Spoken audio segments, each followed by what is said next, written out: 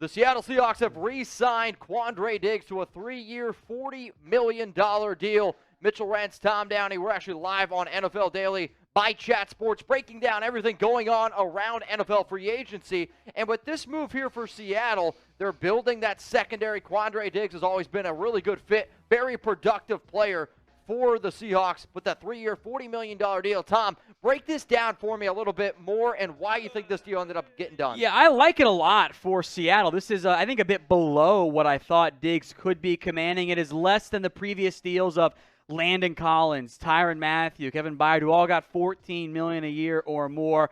Slots in just above the franchise tag figure for Quandre Diggs, the $430. $13.33 million per year. Yes, you're paying a lot of money to your safeties between Diggs and Jamal Adams, but Quandre Diggs in that defense was nothing short of incredible. 5 interceptions, 7 pass breakups this year. Very similar numbers last year from an impact perspective. The Seahawks got him for a steal, mid-season part of a trade with the Detroit Lions. He has more than lived up to his end of the bargain.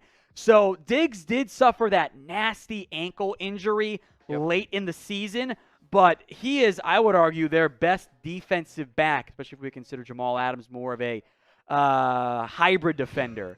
Diggs is a very special player despite his age. This was I think it's a smart move by Seattle, even if they do enter a full-fledged rebuilding period. I mean, you kind of talked about Jamal Adams, and I think when you have a safety like Adams, it's more important to be able to go out and find somebody. I don't know if I would consider Diggs like a ball hawk guy. He has, I think, upped his game in coverage the last 2 seasons with Seattle.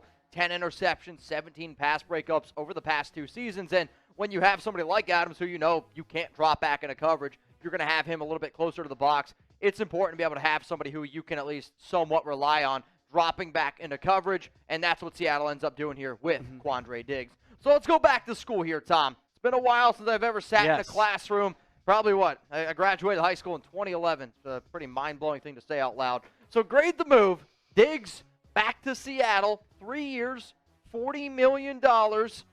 A, B, C, D, or F. I want you to let me know what y'all are thinking down in those comments. A, you loved it. B, it was good. C, it was average. D, it was F, it's a fail. I'm going to sit somewhere here for Diggs. I'm going to give it a B grade. I think it's good value, a little bit lesser, but still at safety. Having 2 safeties like Adams and Diggs, I'm also not 100% sold on that idea. I think it's a good duo. If you had Russell Wilson still, I'd have given this an A+. You don't have Russ. I'm not sure how Diggs fits into your timeline right now. We'll probably know more in the coming days and or weeks.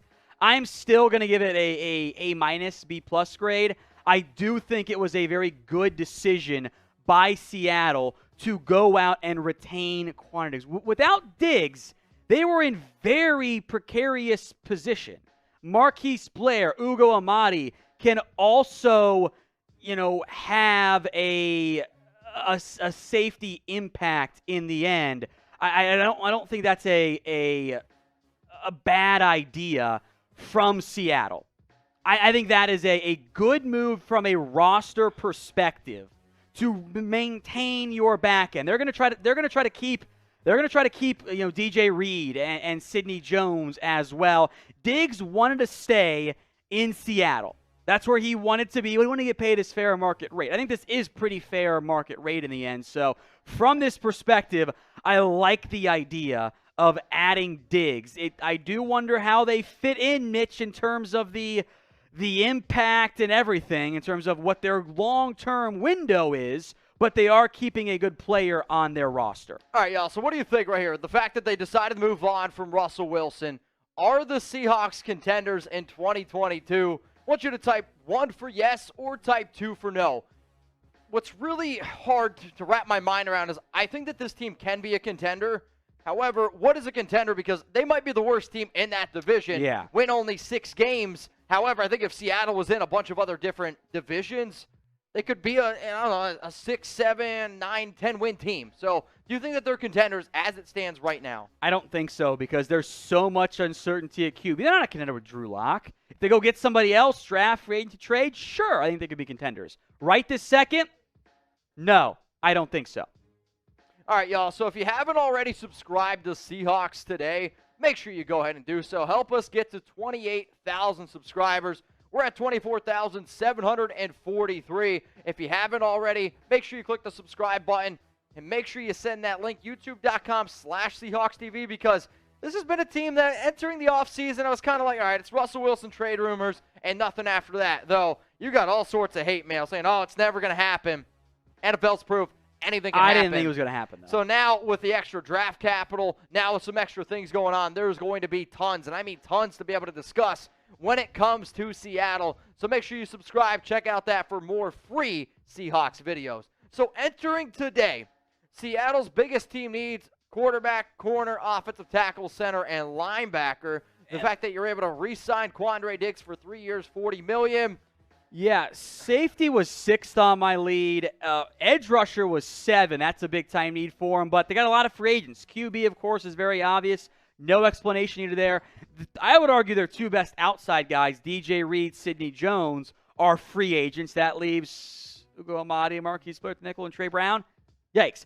Offensive tackle, their 2 starters are free agents. We'll see if Dwayne Brown returns. Center, their good one, Ethan Posick, who's not that good as a free agent. Linebacker, you cut Bobby Wagner, leaves you Jordan Brooks and Cody Barton.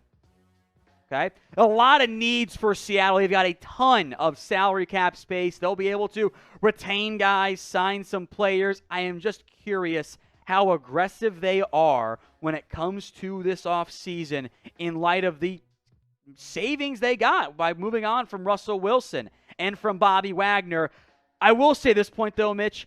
Diggs' teammates adore him. He is one of the most loved players in that, if not the most loved player in that entire locker room. So if only from a morale standpoint of keeping a great player on your roster, I do think that makes sense. When he suffered that ankle injury, I think it was Tyler Lockett and others asked to stay in the hotel or the hospital with him. Wow. I think they were only allowed one. I think it was Lockett, if my memory serves me correctly. But that's how respected and loved he is. I mean, you're even seeing guys like Rapport just put out, end of the season with the dislocated ankle. But Seattle was confident enough in his ability on the field and in that presence in the locker room to be able to go ahead and commit to him long-term of that 3-year, $40 million deal. And if anybody's wondering, is that the correct deal? Because originally Josina, she put out 2 years, 28. This is the correct figure. It's 3 years, $40 million deal. The Seattle Seahawks have re-signed Quandre Diggs. What'd you say? Big league deal. I thought you said elite type of deal. I mean, it's a good deal. I mean, I went ahead, I gave it a B grade. But if you're the Seahawks, you still got to be able to go ahead and compete, and this absolutely helps you go ahead and do that. To make sure you guys never miss any NFL news, rumors, and if you're wondering, why the heck are we together, Tom and I? Well, on screen, that'd be weird. Anyway, we're breaking everything down around free agency, trades, draft, and if anything happens, we're going to be live here on NFL Daily, so make sure you go ahead and also subscribe to our main YouTube channel at the link below, youtube.com/ChatSportsTV.